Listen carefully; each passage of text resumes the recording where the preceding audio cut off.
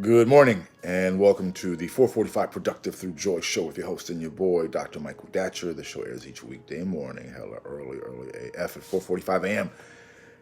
here on YouTube's Michael Datcher channel, then at 4:45 p.m. on Facebook Live. Today, guys, we're talking about the heart, both in a physical and kind of a metaphysical way, and how keeping a childlike heart can and certainly will enhance your productivity. So thanks for being here. If you're new, you can go to productivethroughjoy.com. We speak to groups, schools, and organizations about being productive through joy. A really innovative series of programs and workshops, so you can go check that out. I should also say that, I said a total brain flash. I have to do something to add to my to-do list. Thank you, Spirit. That's pretty important. Yeah, sorry about that. I just had a total brain idea. So yeah, you can also, of course, follow the show here because we do air. I'm sorry, on on Facebook Live because we air each weekday morning at 4:45 a.m. On YouTube's Michael Datcher channel, and then at 4:45 p.m. on Facebook Live. Again, today we're talking about the heart. If you are new, because many people watch the show in reruns online, so allow me to say a few words about myself first. This is your host and your boy, Dr. Michael Datcher, author of the New York Times bestseller Raising Fences, author of the acclaimed historical novel Americas, author of the recently Pulitzer Prize nominated Animating Black and Brown Liberation, a theory of American literatures.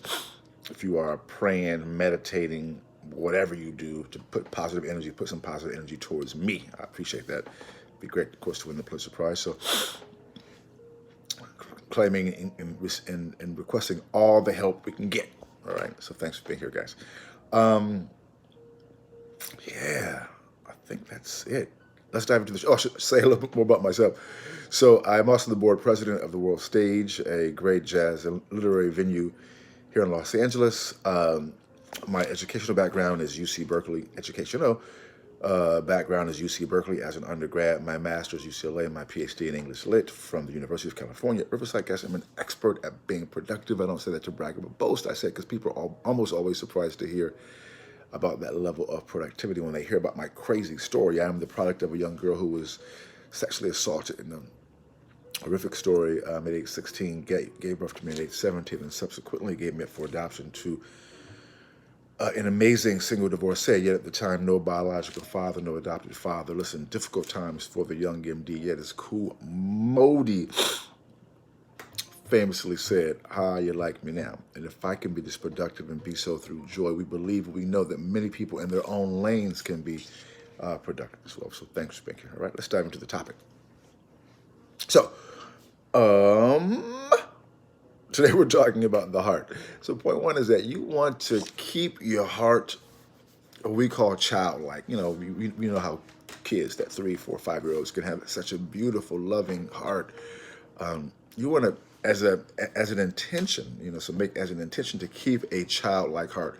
We know, which goes right into point two, that in this world, people are encouraged not to do that, to guard your heart, to trust no one, to just not be cool.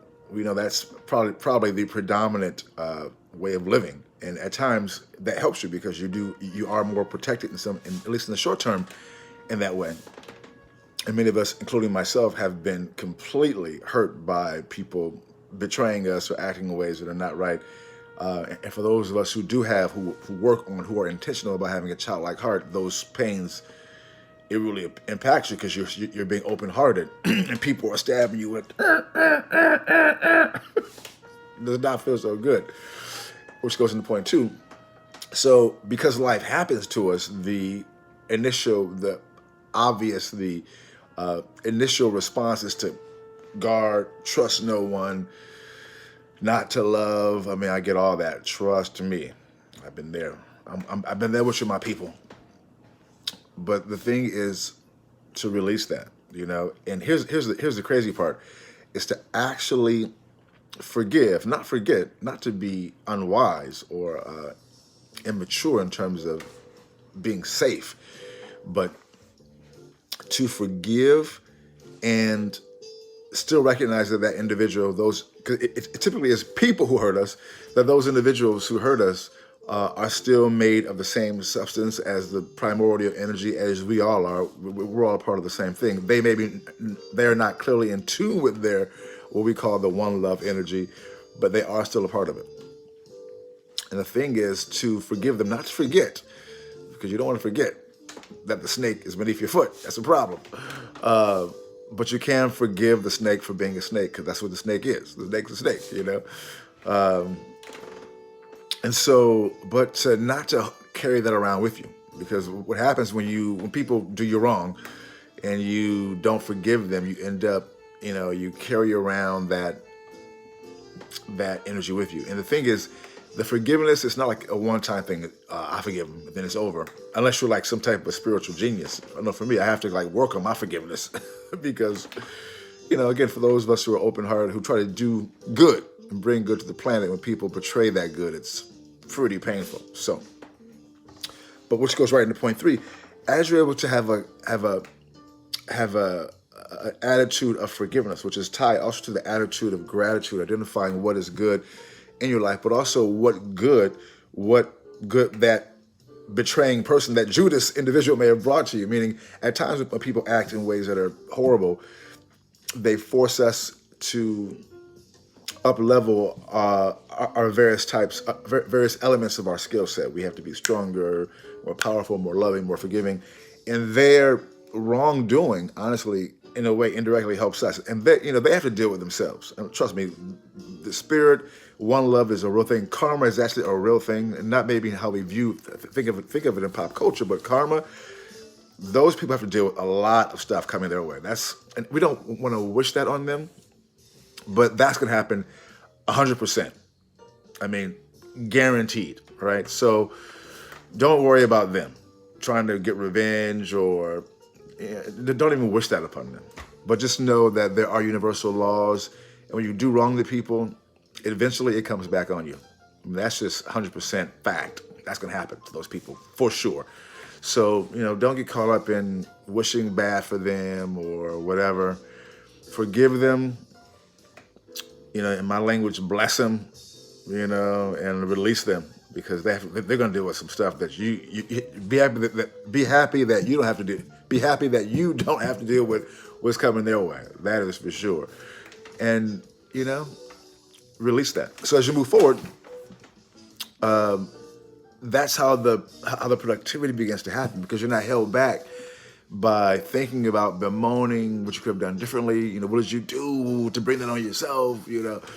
We all go through those statements, but that can or just hating them, that can really damage you, and make you become more like them. You don't want to become like them. You want to keep your heart, which goes back to our original point to bring this full circle. You want to keep your heart in that childlike heart space. And the thing is, you want to do this work every day. That's how it works, because if you don't do it every day, that unchildlike heart will creep right back up on you. All right, so boom, it goes the dynamite. Thanks for being here, guys. We'll see you when? We'll see you this afternoon at 4:45 p.m. Because we air each weekday morning at 4:45 a.m. then 4:45 p.m. Thanks for being here, guys. We'll see you soon. That's all we got. That's all we've got until this afternoon at 4:45 p.m. Let's talk about it and be about it. Deuces.